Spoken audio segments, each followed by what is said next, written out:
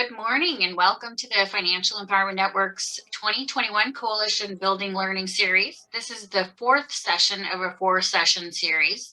The series objective is to offer local and national coalitions resources and knowledge for leadership development, sustainability, and succession planning. I'm Becky House, co-chair of Bank on Washington, and I also serve on the Financial Empowerment Network board. In addition, I work for American Financial Solutions, a nonprofit credit counseling agency and division of North Seattle Community College Foundation.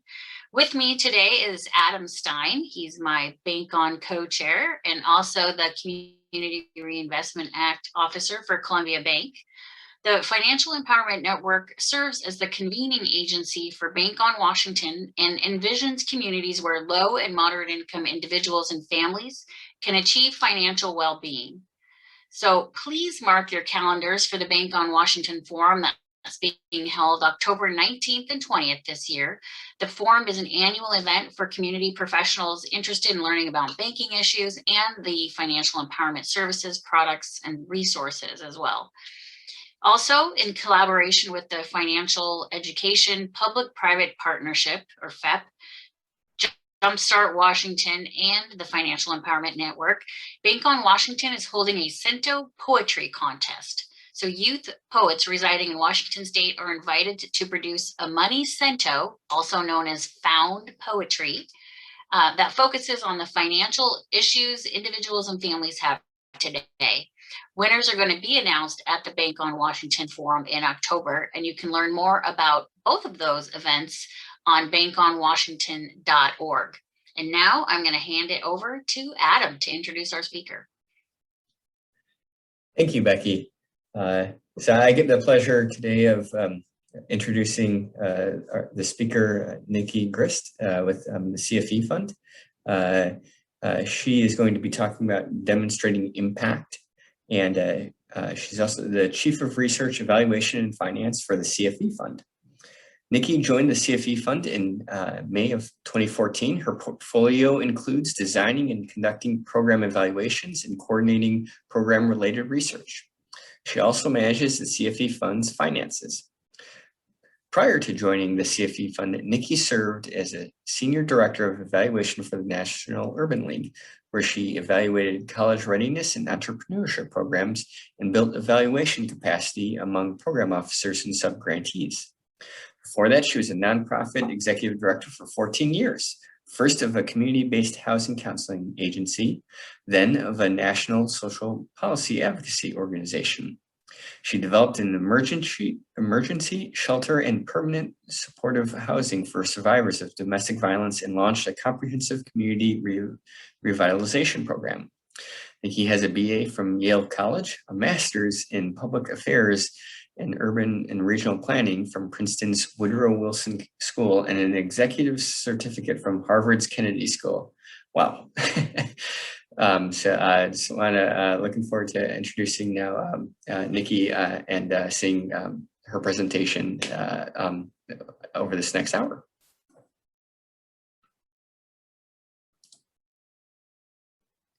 Well, thank you so much, Adam and Becky and Alice, for inviting me. And I'm really excited about being here to present as well. And if I figure out how to make the slides go, I will. There we go. So this is actually really exciting for me because Alice had invited me to do this. Actually, I think it was the Department of Commerce had originally invited me to do this back in 2017. And so I've had an opportunity to think about what's changed since then, and I'm happy to present now a much updated version of what we talked about so long ago. So what I wanted to go through today is just tell you very quickly a little bit about the CFE Fund, and then really dig into the question of how do you demonstrate the impact of an asset building coalition. And I'm going to offer solutions in 3 areas. We'll talk about how to set up a vision and map backwards from that to find outcomes. We'll talk about how to use logic models to really help plan for and report on those outcomes. And then we'll also have a little bit of time to talk about measurement techniques and how do you really find out whether those outcomes occurred. So that's what we're going to do. I want to really emphasize up front that this is a broad overview of very detailed stuff. So this is really not the kind of training where you're going to know exactly how to do all of this by the end, but hopefully it'll whet your appetite. And I've made sure to provide lots of resource links inside this presentation, but also I've given Alice a handout of just all the resource links in one place, and I hope that you'll avail yourself of those. So let's start off with just a little bit about the CFE Fund, the Cities for Financial Empowerment Fund. Maybe you've heard of us.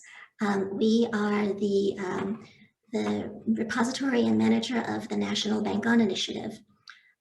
So that involves helping to set the national account standards for safe and affordable bank accounts. But we also are a funding provider. And so since we have a lot of coalitions on the call today, I really want to emphasize our resource here for you as a funder. We provide startup, capacity, and fellowship grants for Bank On coalitions. We also fund a number of other programs, and our funding always comes with a lot of technical assistance. Summer Jobs Connect is an enormous pilot of Bank On. We can no longer call it a pilot, it's a full-fledged program, which involves integrating banking access into summer youth employment programs in 22 municipalities around the country. City Start helps localities to start their financial empowerment strategies. We also help cities to launch new consumer financial protection divisions within local government.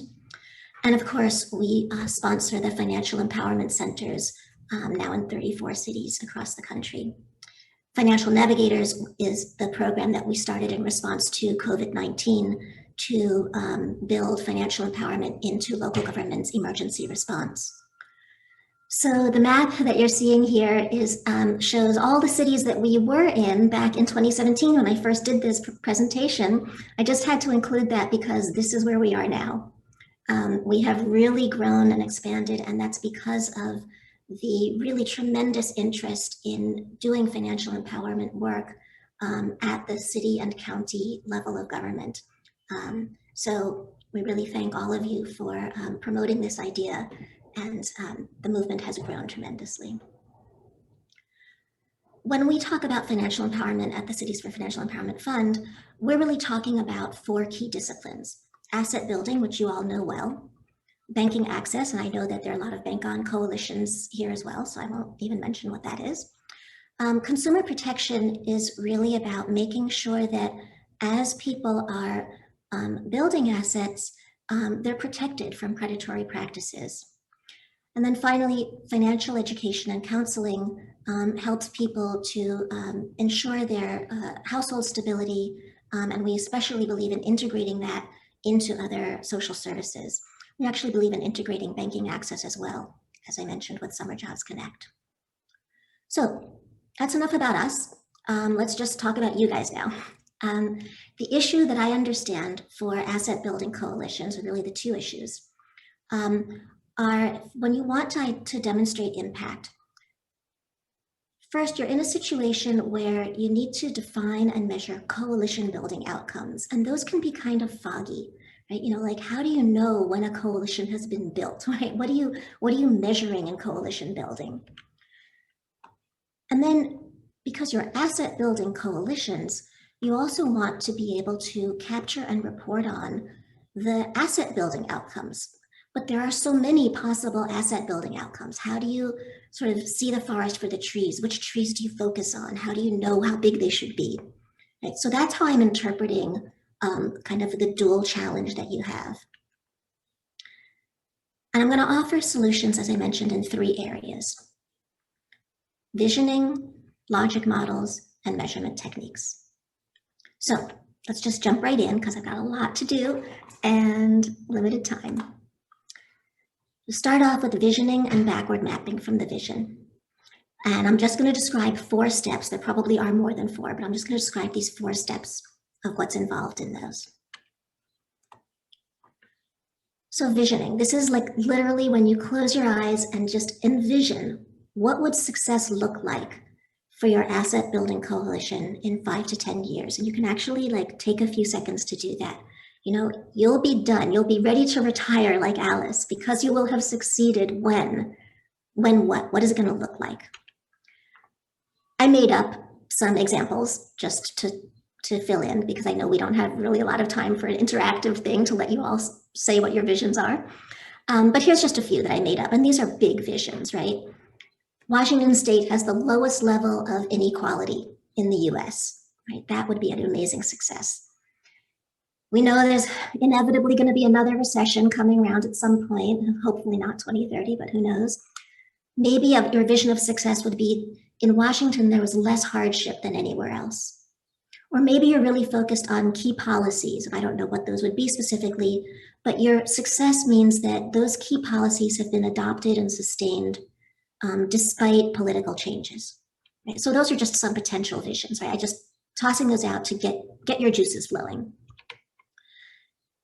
The next step to getting from those really big ideas to measurable outcomes is to think about, well, what are the necessary preconditions for that? So we're actually moving backwards in time, right? So you've thought out maybe 10 years. Now stepping backwards, what had to happen for one of those visions to be achieved?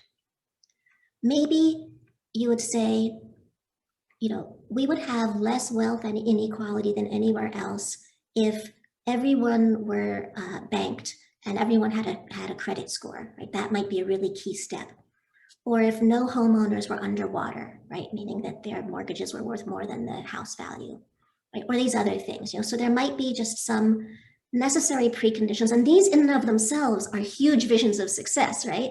But they're a little bit closer to reality than the really big vision. Now you start to think about how are you going to get there? How are you going to get to those necessary preconditions? And this is really just like a roadmap, right? If you were going to drive from Portland to Tacoma, right, you would recognize certain landmarks or mile markers that would help you know that you're getting closer towards your destination.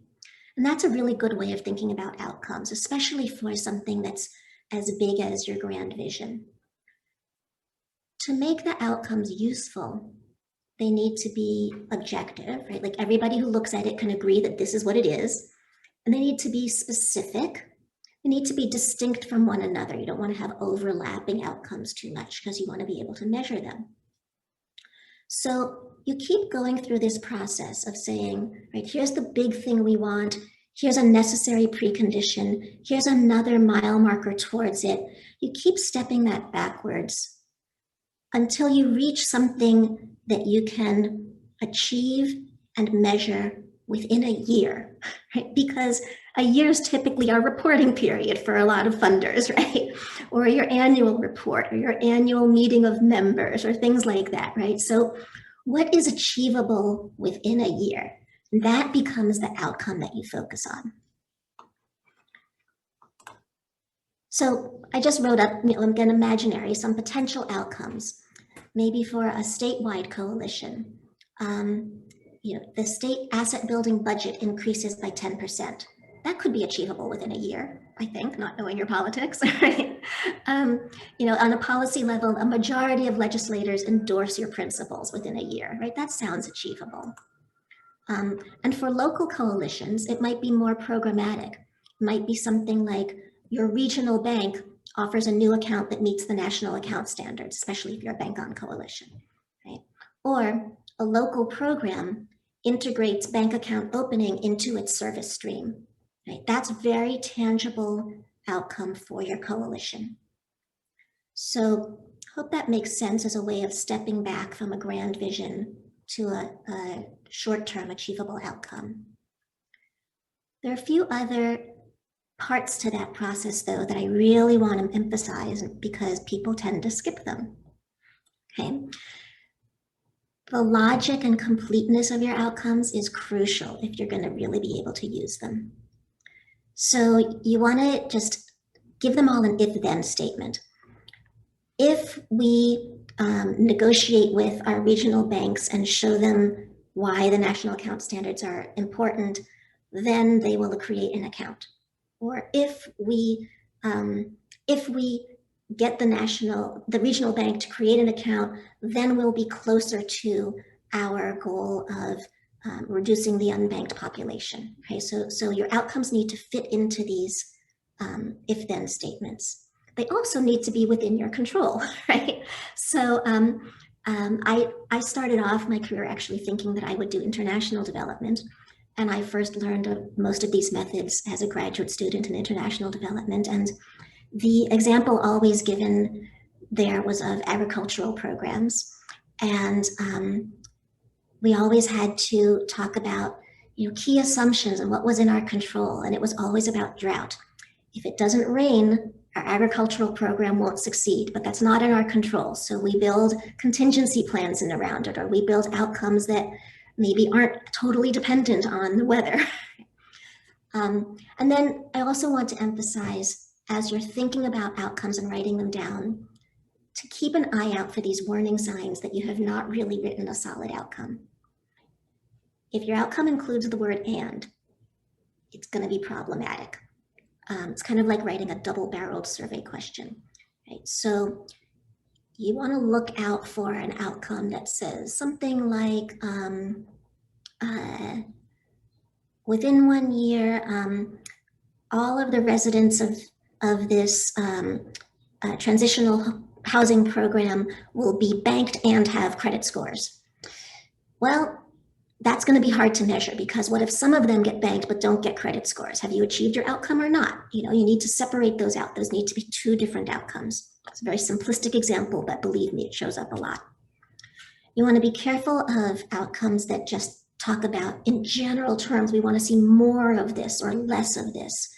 Because again, it not only is it hard to report on, but it's also doesn't give you a good target to design your program around. Right, so just saying more people have accounts, well, have you succeeded if one more person has an account? How many more do you want? And then my sort of pet peeve is you can't have an outcome that starts with a verb, with a to sentence, right?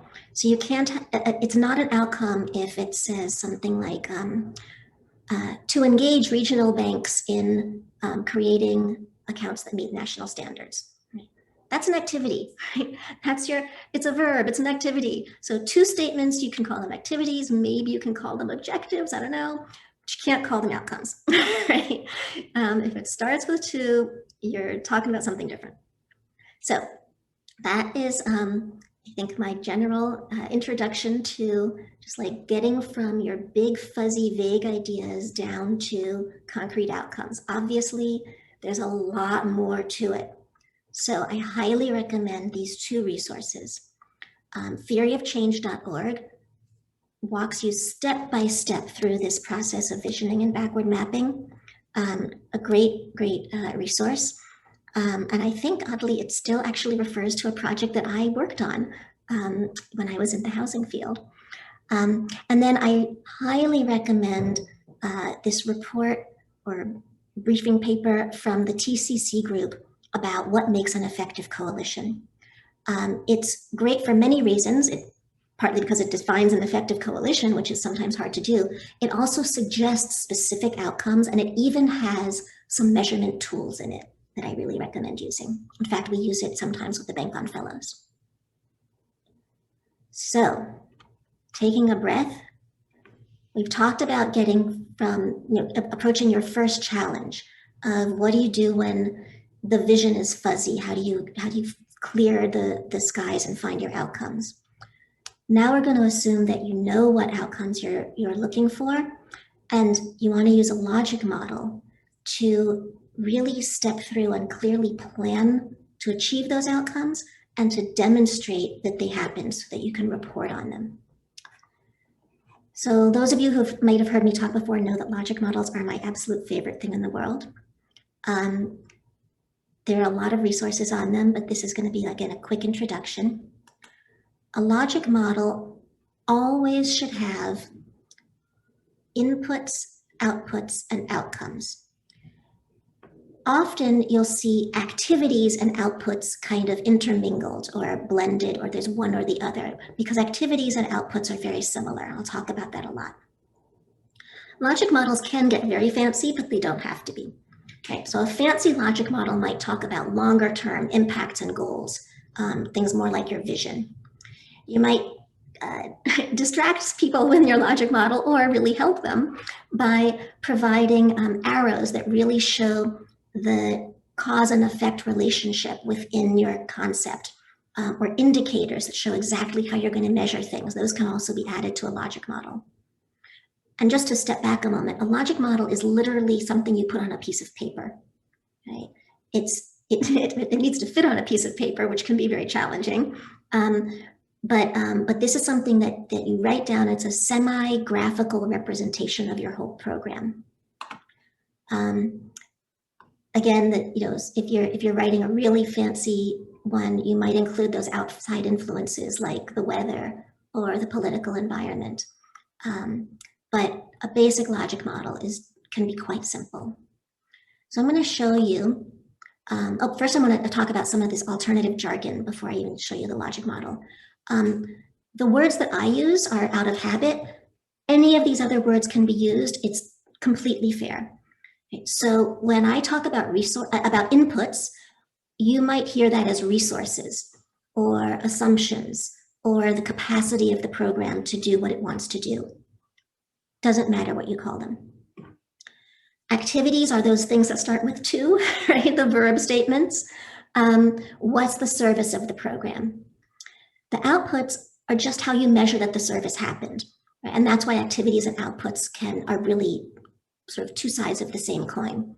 So the service or activity might be enrolling people in bank accounts. The output, or how you measure it, is number of people enrolled in bank accounts. So you can see that you might only need to have one of them on the piece of paper if you're trying to save space. Outcomes are what difference it makes. And in fact, one of the really great things about logic models is that they can help shift the program's focus from just like, how are we so busy? What are we doing all day? Because a lot of program people just tend to think about that. Like, I'm doing this. A logic model helps shift the focus from what are you doing to so what. The so what is, what difference did it make? What were the results for the people involved? How did people benefit? So this is the Bank-On logic model. It is obviously very dense, and there's no way that you're expected to be looking at it on the screen and reading it in any way. I've shared a link to it in this presentation again, and in the handout that Alice has. So we created at the CFE Fund, we created the Bank-On logic model as a generic. This does not necessarily represent what any one Bank-On coalition is doing, but it's our concept of like what an A+ coalition could be doing. And I'm going to walk through it in some detail just to make sure that you have a great sense of how a logic model works, right? Not that you need to do this logic model, but this is a great example of how they work. Challenge to fit it all on one piece of paper. As you can see, this actually is on 2 pages of a book. But so just in order to have it fit, I'm just going to talk about graphics for a second. We put the inputs across the top because there are 4 different themes in this logic model.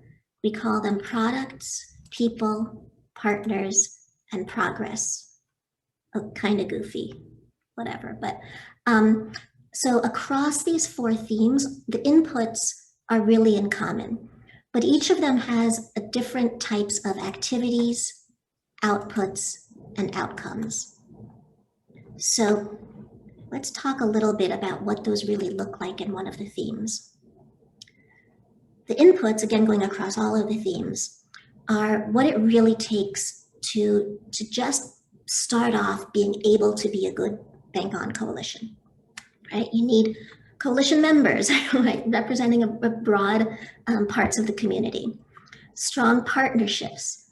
Probably you need some funding. We'd like to think you need a close connection to us, to the National Bank On movement, to our research and learning network. Right? Those are all things that go into helping a coalition do what it needs to do. The starting resources, the things we assume you've got just to start. Then, come on, let's get on to the activities.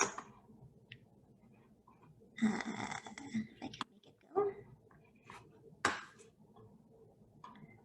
Small technical difficulty. Alice, this is going to challenge your editing techniques. There we go. Okay. Activities. So I'm going to focus on the people theme. And in their Bank On Coalition logic model, the people theme has to do with connecting people to safe and affordable bank accounts. So these are the activities that we proposed as this generic Bank On Coalition logic model. Promoting banking access, conducting outreach. I really want to emphasize this idea of facilitating collaborations between financial institutions and programs where people are, right? So that you can integrate an account opening strategy into the program operation. So that if people are coming into a program to get, for example, maybe their food stamps, or maybe their child support, or maybe a stipend for participating in a work program, that's maybe an opportunity to say, hey, you know, you could be getting this by direct deposit if you had a bank account, and we can help you open it. So those are some of the activities involved for Bank On coalitions. Some of the outputs, how you measure that those activities occur, involve obviously how many people attend your events, how many people participated in these integration programs, how many integrations were created. All of those are just counting up what you did. And then the outcomes. Now these are, I would say, because this is a generic logic model, these are pretty vague outcomes. I'd like to see them be a little more specific so that they could be measurable. But this, you know, we would count on each local coalition to create its own very specific measurable outcomes. Generally, people need to be aware of the accounts. People need to have access to them. So I'd like to see, you know, in our community, there are X number of accounts and Y number of people have enrolled in them. That would be a great outcome, two great outcomes. So I was really excited when I think Alice or maybe Paige in our office shared this with me. This is a real Washington State Asset Building Coalition, Bank On Coalition logic model. It's not filled in, right? But what they've done, I think, is really, really clever. They've taken the four themes of a Bank On Coalition logic model, which I'm not going to use my laser pointer because it got me stuck before. They've taken these four themes that you can see on the far left side of products, people, partners, and progress. And they've put them into the State Department of Commerce reporting tool that uses a logic model concept. So across the top, you'll see the inputs, outputs, the target outputs, and the actual outputs, because it's a reporting tool, the target outcomes and the actual outcomes. And then the state of Washington does what I think is a really good practice, includes the indicators, how will you measure it, and the data source, where are you going to find the information to fill in those indicators. So now with this coalition, all they have to do simply is fill it in. That's not a simple task at all, but it gives them a good structure for doing it. So that's the Department of Commerce reporting structure. I also want to say that if you were to receive a grant from the CFE fund, you would find that our reporting structure also uses the logic model, although we do it in a narrative form. So under the people theme of connecting people to accounts that meet the national account standards, we ask a bunch of questions and ask for narrative answers, responses to them. So an activity is to do outreach and get the word out about accounts. How did you do that? What was successful? we ask how many banking access integrations are there, and can you describe them, right? But again, that's just sort of filling in for us the richness of the story behind the logic model. So if you want to know more about the logic model, here is the link to the Bank on One that I just showed you. And I highly recommend the logic model workshop at pointk.org. Because a workbook rather, because it walks you through all of those steps in a really methodical, careful way, in a way my presentation could never do. So again, another deep breath. I mean, this is like 2 semesters worth of information so far. We're going to do the 3rd semester or trimester here and talk a little bit about measurement techniques. So you've figured out your vision, you've figured out what outcomes will get you close to it. You've set up a logic model so that you can be assured that you can achieve those outcomes and report on them if you can measure them. So I just want to share 3 tips for getting to measurements, because sometimes that can feel really hard.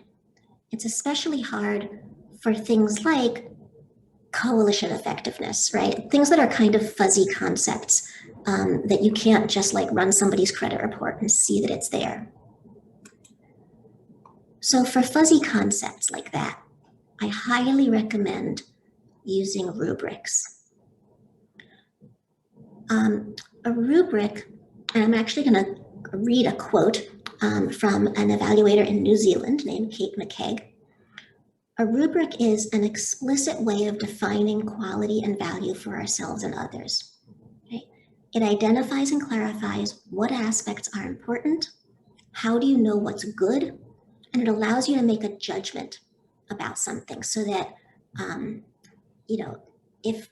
if you were to say, well, we always get at least 5 people showing up at our coalition meetings. Okay, is that excellent or is it weak? Right? So how many do you need? Right? So thinking through what excellence looks like and what's not acceptable in advance, right? So that when you're reporting on it, that's all set for you. And also so that it can be objective. Remember, one of the things that makes for a good outcome is that people can agree when they see it, right? So if at the outset, you know that, how many people attending a meeting, well, that's kind of easy because we have this concept called a meeting quorum, right? So, but if in advance you've agreed that a meeting quorum is achieving a quorum at every meeting, is that your definition of adequate or your definition of excellence? It really could be either. It sort of depends on your context, right? But you need to agree on that up front because, especially if this is in an employment situation, if you're supervising somebody who's responsible for convening the coalition and they think it's excellent to get a quorum at every meeting, but you think that's only adequate, you're going to have a conflict when you get to a performance review, if nothing else, right? So you want to have a rubric in mind in advance, especially for things that are kind of more qualitative or just a little fuzzier. There's a super cool method for building that out if you just don't know in advance what excellence looks like. It's called the most significant change method. And I can't describe all of it, but I'm going to again give you a resource for it. But it basically is a way of looking backwards in retrospect, what happened and what was really important. And you basically interview participants, including let's say coalition members, to say, what was the most significant result of our work together this year? What do you think was the most significant change? What really happened and why is it significant to you? And by asking those questions and seeing what everybody's responses are, sort of pulling out some level of consensus, you can really help to build a rubric for the future. Another approach that I want to encourage is to try to move from thinking about, oh, this information is all anecdotal, right? Oh, we don't know if it's really true because it's all anecdotal. You hear that a lot from people. You can turn anecdotes into data by being a little bit more systematic about how you collect them. right? So one way is to do a short survey at the end of every meeting, for example, or at the end of every quarter, or something like that, that says, so rather than hearing, you're at the supermarket and somebody walks by and says, oh, I heard that coalition is doing really well. That's an anecdote, right? But surveying all the coalition members periodically and getting a sense of how they feel it's doing, that becomes data. And it's not that hard to do. You could ask 2 questions, is the coalition performing up to your expectations? Right? That would be a really good, even if you just ask that one question after every meeting and you could see rolling data on it, you'd be out of the anecdotal realm. Another way to turn anecdotes into data is what used to be called bellwether interviews. Now I realize they're called influencers. I'm a little behind the times, right? So people know what these social media influencers are, right? So who are the influencers in your field? Maybe it's the chair of the legislative committee on finance or on banking or something like that. What does that person think about how you're doing? Right? That and not just what did you overhear at a meeting, but go interview them. Ask what does that influencer think, and even better, triangulate. Ask at least 3 different influencers what they think. Put the notes together and come out with themes. Now you have qualitative data, right? It's no longer just I overheard somebody say something. Of course, focus groups are a pretty well-known way of doing that. Focus groups move from just getting one client's testimonial about how great it was to learn how to save money to a methodical interview where you can pull out themes from a number of different people. Right? It's qualitative, it can't necessarily be generalized, but it definitely counts as data. I've found that having data can make programs much more confident in their reporting and fundraising because it sounds better for funders. And finally, you can just beg, borrow, and steal, right? You don't have to reinvent the wheel. You can replicate existing measures. I'm going to share some of the measures that might be relevant to asset building coalitions that come from our program, the Financial Empowerment Centers. I don't think we have one in Washington State right now, so I'll tell you that a Financial Empowerment Center is a public service offered by local government that provides free one-on-one professional counseling on financial issues. Some of the outcomes that are measured at financial empowerment centers include opening a safe and affordable bank account, using a bank account actively. And we had to really think about that one, by the way, because that's a behavioral outcome. And when you're trying to think about how you've changed somebody's behavior, right, you can, there was a sort of a so what moment. Okay, we've opened, people have opened a lot of accounts, but the financial institutions were concerned that, oh, they open this account to get their tax refund and then they don't use it, right? And that wasn't very motivating for them. So we were really thinking about, and yeah, we really do want people to use these accounts. We thought about how do you measure use? And so you come up with specific milestones. We have outcomes that are the big green text and then milestones below them that are smaller. We know somebody's using an account actively if we ask them over the course of multiple interactions, have you made any debit transactions recently? Are you using direct deposit? Have you used bill pay lately? You tick off their responses and suddenly you have data on their use of an account. It's really not that hard to do. Right, so, but these outcomes are all well-established, measurable outcomes used by existing programs. You can use them too. There are a lot of measures out there that are available for use because the financial empowerment field really wants to get consistent data. They want to be able to compare one program to another. They want to be able to all be in the same conversation. So there are 2 scales, you've probably heard of them. The Consumer Financial Protection Bureau put out a financial well-being scale, and the University of Wisconsin, I'm pretty sure, put out a financial capability scale. Those are great questions to ask people, even on an ongoing basis, to see how their responses change. The second two links on here, the third and fourth links here, go to Canadian sites. There's a big financial empowerment movement in Canada that we actually are proud to have helped start. These are two sites that link specific indicators and specific outcome measures that are used across Canada and that we can also steal. So don't reinvent the wheel. Find out what other people are measuring. Do it too. Again, if you want to know more, these are some great resources for planning out your own data, your own approach to data, for using rubrics, and for trying out the most significant change approach to determining your outcomes. And I want to close with these two books. If you're really like geeking out on all this and you're getting super excited and you're just like jazzed to measure your outcomes, first of all, you warm my heart. And second of all, I highly recommend these two books. These are not links. Go find these books. They are textbooks, but they're incredibly readable and accessible, very well written, both written by the same teams, as you can see. When to use what research design helps you figure out if do you want to do a survey or an interview or a focus group, select and do other quantitative things.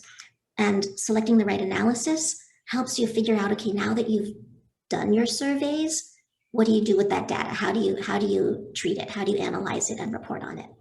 So for those of you who are really excited about this, go get the books. And I don't know if I've lost track of time, so I don't know if there's going to be time for questions. You'll tell me. But I want to end with this call to action and then happily take any questions. Don't just walk away from this webinar thinking, oh my gosh, this is too overwhelming. It's too much information, because it is. You can do something about it. Just take a few minutes to understand what are your obstacles to demonstrating impact. Would the vision and backward mapping process help? Would that help you choose short-term outcomes? Would a logic model help you plan for or report on your outcome achievement? And do you know how to measure your outcome achievement? What your answers are to those questions tells you which of those links you want to click on, right? Which resources you want to go to first.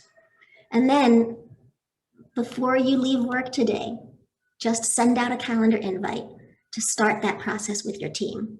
Don't let this just sit and feel overwhelming. Just get it started. So that is my pitch, my call to action on this. I'd be delighted to take any questions if there's time, Alice. Like I said, I've lost track.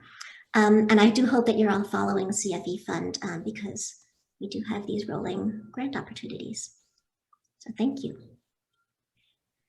Thank you so much, Nikki. We do have a question, and let me open that. Will we receive the slides? Lots of great links. You know what? Absolutely. Thank you for that question. Not only will you receive the slides and the resources, but you'll also receive a video. So if you look and go to to bankonwashington.org, you'll see that the 3 sessions, the first, second, and third, are already up on the website, so you can view those. What I'd love to see is just what Nikki said, you know, a call to action, reaching out to your collaborative members and using the video as maybe a meeting. How could you use that to start the conversation and move it forward? I absolutely love logic models. It is my business plan. I don't know what I would do without one. It keeps me on track. So I encourage you, when you're looking at how you demonstrate impact, it's a great tool in so many ways to use it. And so I am so appreciative of having Nikki here with us today. Any other questions? Because I know there are questions out there. And so let's use this time together to you know, ask questions. You may have a question. I guarantee others will have the same question. So don't be bashful. Thank you, Mandy. So Mandy's comment was, you explained, Nikki, this process so well. Thank you for the clarity of information. And I have to agree, it was very clear. I could listen to this over and over again, so hence why we have a video recording so that you can use it and share it with others. So any other questions, any other comments? I'd love to hear from folks.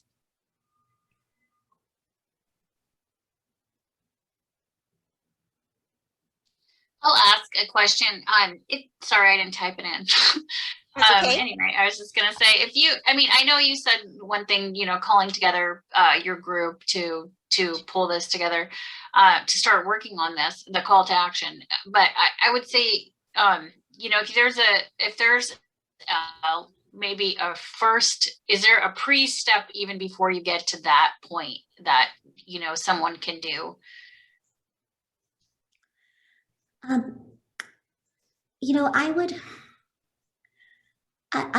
to go back to my my years as an executive director, and I'll never forget that I was trying to be really democratic with my very small staff, and I would start meetings asking people, well, what do you think? What are your concerns? What do you think we should do? How do you look at this issue?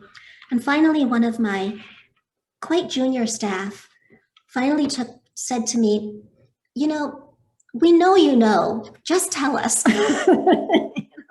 That's like where they really wanted me to just say, okay, look, these are our obstacles and this is our plan for attacking them. And that was actually quite humbling for me because, as a leader of an organization, and I think as coalition leaders, people really do look to us to at least get the ball rolling. Like a coalition is a democratic thing, but a coalition leader needs to be able to move things forward. And so maybe a good first step before calling that meeting is to sketch out your own answers to these questions. Don't just walk in with these questions. Offer them, 2 options under each bullet, to start things off, and then say that you're open to discussion on them. I found that, group meetings that start off with, okay, let's just brainstorm, sometimes can really frustrate people. So that's a very simplistic answer, but an answer. No, that's helpful. That's very helpful.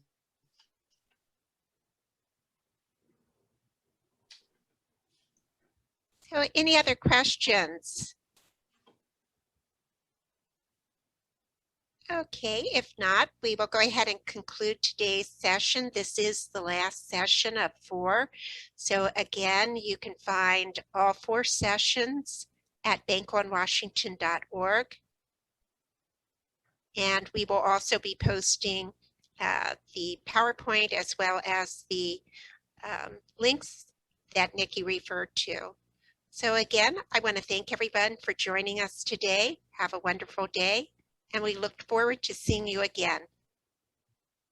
Thank you all for here. Bye, everyone. Bye.